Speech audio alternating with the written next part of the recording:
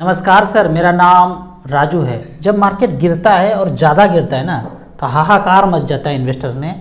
बोलते हैं गिर गया, डूब गया, सब खत्म हो गया। तो मेरा क्वेश्चन है, कितना खत्म हो गया?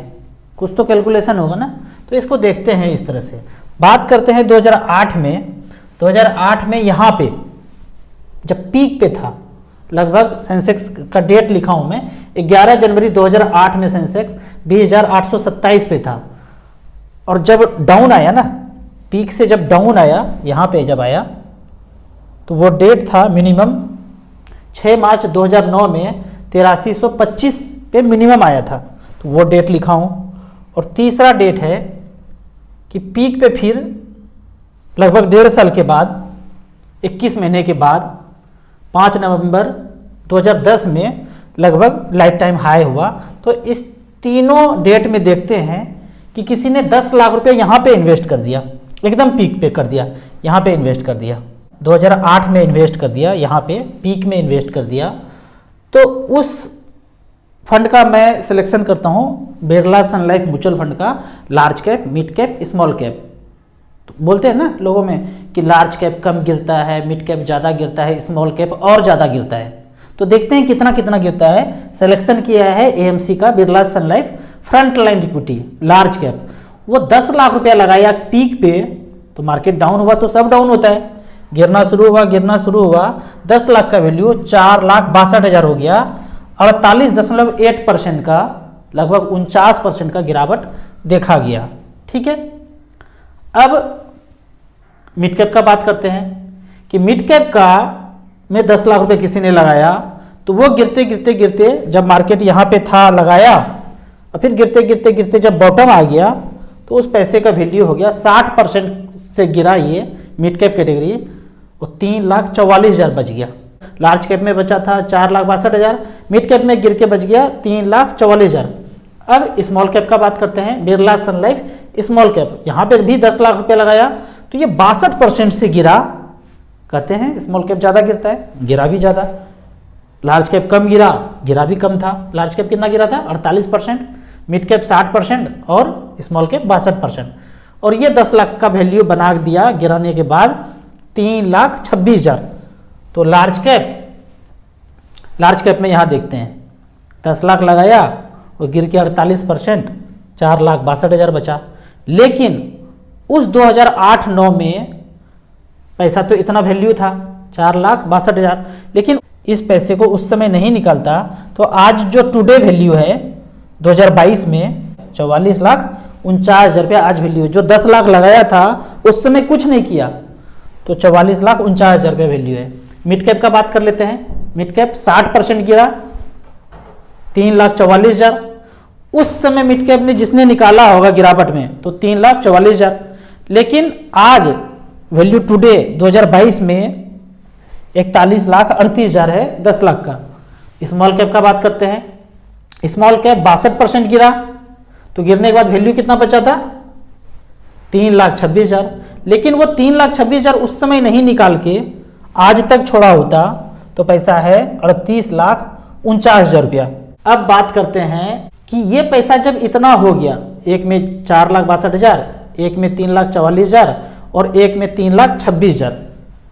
अब यहाँ पे इस गिरावट में जब पैसा था, यहाँ पे आ गया था गिरावट में, उसके बाद यहाँ से वेट किया 20-21 महीने, तो कितना पैसा बढ़ा? लार्ज कैप में कितना बढ़ा, मिड कैप में कितना बढ़ा और स्मॉल कैप में कितना बढ़ा?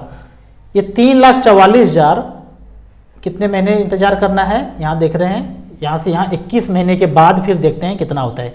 21 महीने के बाद नवंबर 2010 में ये जो पैसा गिर गया 4,62,000 गिर के रह गया, ये पैसा फिर आने वाले 21 महीने में 77% बढ़ के, जब मार्केट बढ़ना शुरू हुआ 77% बढ़ के 12,15,000 पे आ गया। यहाँ पे देखते हैं ये 4,62,000 गिरावट में जो था उसको 21 महीने के बाद देखते हैं तो 12,15,000 आया है।